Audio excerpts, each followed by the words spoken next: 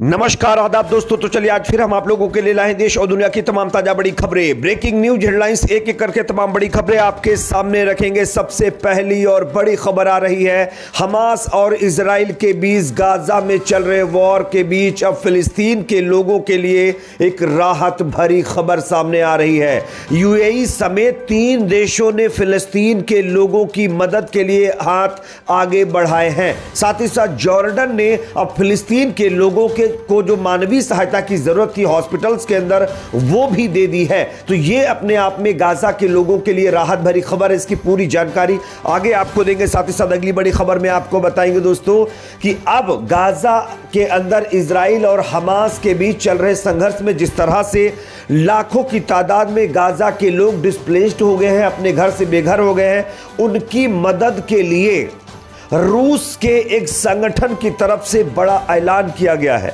इसकी भी जानकारी आपको देंगे। साथ ही साथ अगली बड़ी खबर में आपको बताएंगे दोस्तों कि गाजा के अंदर हमास ने इजरायली सेना पर जबरदस्त कार्रवाई कर दी है, जिसमें इजरायली सेना के लगभग 30 से ज्यादा टैंक और बख्तरबंद गाड़ियां पूरी तरीके से नष्ट होने की खबर सामने आ रही है। इसकी भी जानकारी आपको देंगे। साथ ही साथ अगली बड़ी खबर में आपको बताएंगे दोस्तों कि बेंजामिन नेतन्याहू जो इजरायली पीएम हैं, उन्होंने सीज फायर को लेकर के बड़ा ऐलान किया है। उन्होंने हमास के सामने एक शर्त रखी है।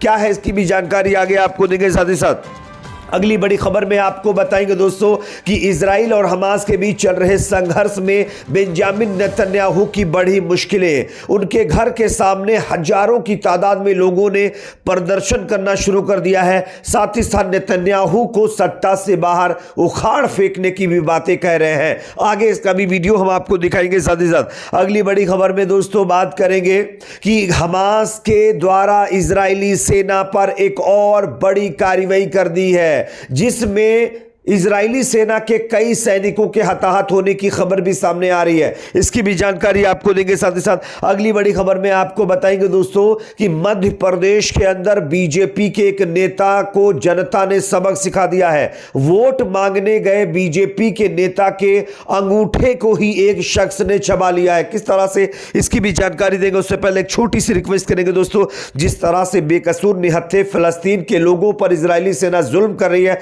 क्या इसके खिलाफ इंटरनेशनल कोर्ट में कार्रवाई होनी चाहिए? आपकी क्या राय है कमेंट सेक्शन में जरूर बताइए। वीडियो को लाइक शेयर, चैनल को सब्सक्राइब जरूर कर लीजिए। बात करेंगे पहली और बड़ी खबर की। जैसा कि आप जानते हैं दोस्तों कि गाजा के अंदर जो हालात हैं वो बद से बदतर होते जा रहे हैं। जैसे जैसे इजरायली सेना हमास के नाम पर गाजा में कार्रवाई कर रही है, वैसे वैसे तमाम सिस्टम जो मेडिकल से जुड़ा हुआ है या फिर दूसरी चीज़ों से जुड़े हुए हैं, वो पूरी तरीके से कोलैप्स करते जा रहे हैं। अब इस बीच खबर आ रही है कि यूएई की तरफ से फ़लस्तीन के लोगों की मदद के एक बहुत बड़े ऐलान की खबर सामने आ रही है। मैं आपको खबर भी दिखा रहा हूँ, आप देख सकते हैं। इजराइल और फिलिस्तीन के बीच चल रहे युद्ध को 1 महीना हो गया है। इस जंग में दोनों ही देशों के हजारों लोग खत्म हो गए हैं। दुनिया भर के देशों की निगाहें इस युद्ध पर टिकी हुई है। वहीं इस जंग को लेकर देशों की अलग अलग राय भी है। इसी बीच फिलिस्तीनियों की मदद के लिए संयुक्त अरब अमीरात ने कदम बढ़ाया है। यूएई के राष्ट्रपति शेख मोहम्मद बिन जायद अल नहयान ने ऑपरेशन गैलेंट नाइट 3 शुरू कर दिया है। यूएई के राष्ट्रपति शेख मोहम्मद बिन जायद ने रक्षा मंत्रालय के संयुक्त संचालन कमान को गाजा पट्टी में फिलिस्तीनी नागरिकों के समर्थन के लिए ऑपरेशन गैलेंट नाइट 3 शुरू करने का आदेश दिया है। इसके मुताबिक युद्ध की वजह से प्रभावित फिलिस्तीनी नागरिकों को मानवीय सहायता मुहैया कराई जाएगी। इसके लिए राष्ट्रपति ने अमीरात रेड क्रिसेंट, खलीफा बिन जायद अल नहयान फाउंडेशन, जायद charitable and human rights foundation और अन्य संयुक्त अरब अमीरात संस्थानों के साथ मिलकर काम करने के भी निर्देश जारी कर दिए हैं। यानी ये फलस्तीन के लोगों के लिए राहत भरी खबर है कि यूएई अब एक बहुत बड़ा ऑपरेशन चलाने जा रहा है, जिसमें फलस्तीन के गाजा के लोगों की मदद की जाएगी, उनको मानवीय सहायता दी जाएगी। बात करेंगे अगली खबर की दोस्तों, जो कि सामने आ रही है।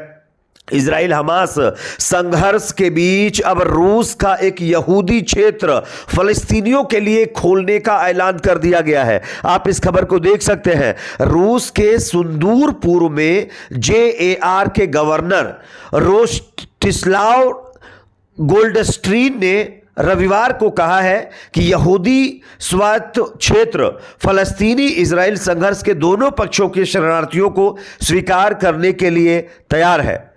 रेस्टिस्लाव गोल्डस्टीन ने टेलीग्राम पर लिखा, हमारे लिए हर जीवन महत्वपूर्ण है। हम यहूदी स्वायत्त क्षेत्र में उन लोगों को स्वीकार करने के लिए तैयार हैं जो शांति चाहते हैं। संघर्ष के दोनों पक्षों के शरणार्थी सभी समर्थन उपायों से लाभान्वित हो सकते हैं। यानी कि रूस के एक क्षेत्र में फिलिस्तीन के साथ साथ इजराइल के जितने भी लोग घर से बेघर हुए हैं उनको बसाने की यहां पर जो है बात कही गई है, और इसमें उनको पनाह देने के लिए रूस की तरफ से ये बड़े जो है एक संगठन का ऐलान सामने आया है। बात करेंगे अगली खबर की दोस्तों, जो कि सामने आ रही है गाजा से, जहां पर हमास की कार्रवाई में इजराइल सेना के 30 और बख्तरबंद गाड़ियों के नष्ट होने की खबर सामने आ रही है। आप इस खबर को देख सकते हैं। पिछले 36 घंटों में गाजा पट्टी के खान यूनिस और उत्तर पश्चिमी इलाके में हमास ने 30 से ज्यादा इजरायली सेना के बख्तरबंद वाहनों को पूरी तरीके से डिस्ट्रॉय कर दिया है।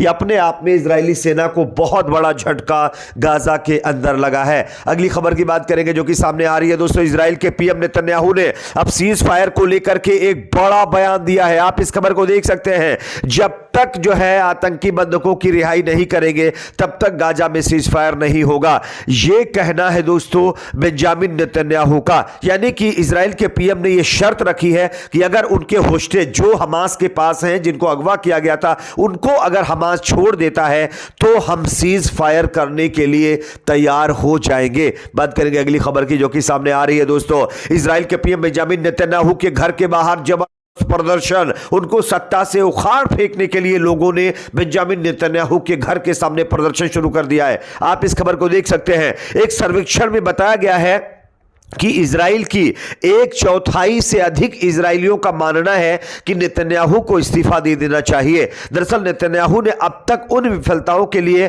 व्यक्तिगत जिम्मेदारी नहीं ली है जिनके कारण अचानक यह कार्रवाई हमास की तरफ से 7 अक्टूबर को की गई थी। इसी के चलते जो है मैक्सिमम इजरायली जनता नेतन्याहू के नेतृत्व की विफलता को दर्शा रही है और उनके ऊपर इल्जाम लगा रही है कि उनकी जो है ये विफलता की वजह से इतना बड़ा हमला हुआ है। साथ ही साथ वो नहीं चाहते कि अब आगे नेतन्याहू कंटिन्यू इजराइल के पीएम रहे। तो ये अपने आप ने नेतन्याहू की मुश्किल खड़ी कर देने वाली खबर सामने आ रही है।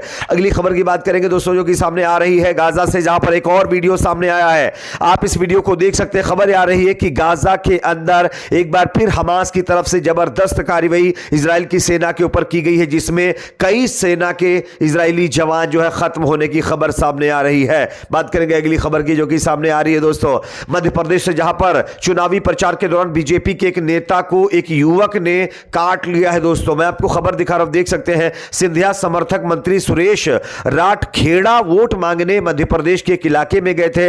इस दौरान एक युवक ने मौका देखते ही बीजेपी नेता का अंगूठा चबा लिया है। आप किस पर क्या राय कमेंट सेक्शन में जरूर बताइए। वीडियो को लाइक शेयर, चैनल को सब्सक्राइब जरूर करें।